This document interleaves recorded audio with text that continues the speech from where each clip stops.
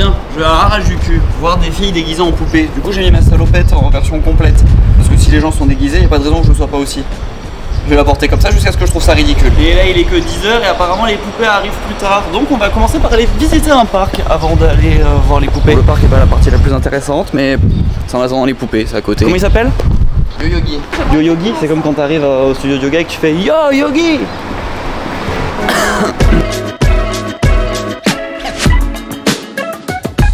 Très belle entrée de parc. Il est interdit de courir, attention. Oh, au Japon, le pays de l'interdiction, on n'est pas sur le fun. Qu'est-ce qu'ils pensent des pas chassés? Après, on pouvait quand même se prendre en photo en sautant sous l'arche. Go! Ridicule. Après, ces gens sont vraiment trop civilisés. Par exemple, là, on est dans un parc, c'est quand même un endroit plutôt normalement où on peut courir, faire du vélo, s'asseoir sur des bancs et on va faire un peu ce qu'on veut, tremper ses pieds dans la fontaine. Et là, pas du tout, ils respectent, ils marchent encore sur la gauche. Personne au milieu. Personne au milieu. Là, on marche dans ce sens, là, on marche dans ce sens. C'est très beau comme parc quand même, et puis c'est impressionnant, en plein de Tokyo, un parc avec des immenses arbres comme ça au milieu de la nature. Là, on est vraiment au milieu de la nature. Ça fait très plaisir. Après, il n'y a pas de banc et pas d'endroit à pique-nique, mais...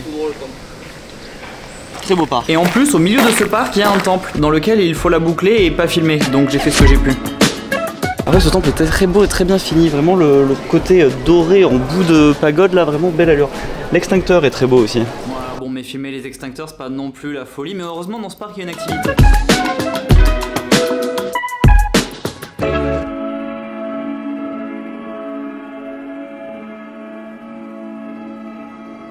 C'est un temple dans lequel il y a des mariages en même temps, ça c'est pas inintéressant quand même. Chouette mariage, on assiste à un mariage japonais.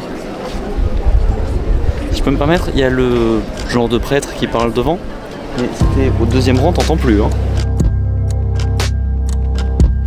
Bon, Yo-Yogi, super temple. Déjà il a un bon nom, ensuite il y a des mariages, il y a un truc pour mettre des offrandes.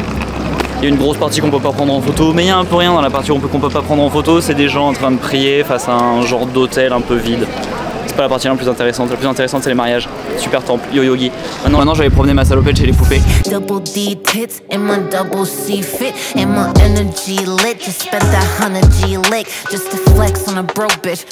Bonne nouvelle, on a trouvé les magasins. Bon, on n'a pas encore vu trop de poupées, mais bon, c'est l'occasion d'essayer des objets plutôt louches. Ça va pas bien la tête, hein.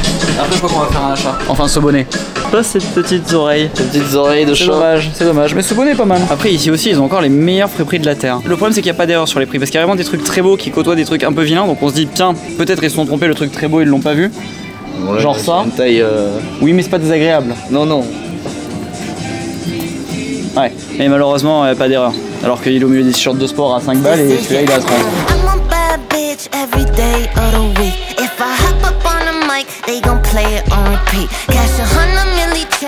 Tous ces friperies sont très festives, beaucoup d'achats en cours.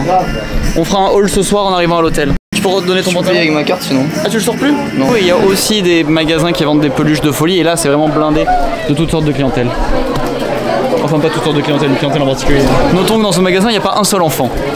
C'est Bartholomé le plus jeune, il n'y a que des adultes. Devant des cornets de glace plein de peluches.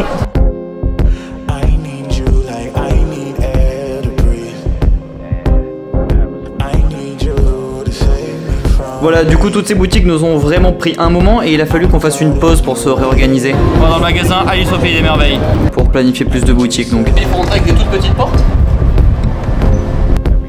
Et à l'intérieur c'est du merchandising Alice au Pays des Merveilles sur 5 étages. C'est chouette mais c'est interdit de filmer et on n'a rien acheté. Tandis que dans les fripes j'ai obtenu plein de trucs. Par exemple ce jean. C'est un jean Edwin à 5 €. Edwin c'est le Levi's japonais. Il paraît que c'est mieux parce que c'est japonais, tout ça, bon je sais pas. Après c'est un pantalon large, je suis pas convaincu de l'achat et j'aime pas tellement ça en fait, je trouve que ça me va pas. Bref, ensuite du coup un t-shirt comme des garçons, 14 €, ce qui est pas cher du tout parce qu'un t-shirt comme des garçons, voilà combien ça coûte. Ensuite cette couverture Navarro, ça fait longtemps que j'en voulais une. Et même sur Vinted, ils les vendent cher comme tout, et elles sont souvent plus petites ou elles ont des moins bonnes couleurs. Là elle était à 50 €, c'était plutôt une bonne affaire. Par contre en ce moment j'ai un petit peu pris l'habitude de la mettre en scooter ou pour aller au resto. Et en me voyant dans le retour là, je réalise tout à coup que c'est pas non plus un super... c'est un peu ridicule et puis ça me tient extrêmement chaud. Comme le prochain article. Voilà, ensuite cette veste canadienne, tricotée à la main au Canada. En plus elle a un gros B là. Bon je pense que c'est comme baseball mais... on va dire que c'est comme Balthazar. Vraiment c'est digne de la meilleure veste Ralph Lauren et j'ai payé 50 €. Ce qui est un peu cher mais au Canada elle valait 700.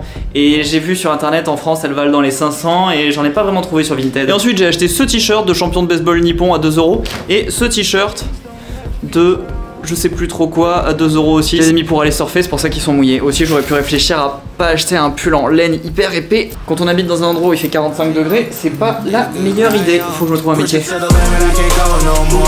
Désolé, le slim ça reste quand même la base, hein. Vivement que ça revienne à la mode.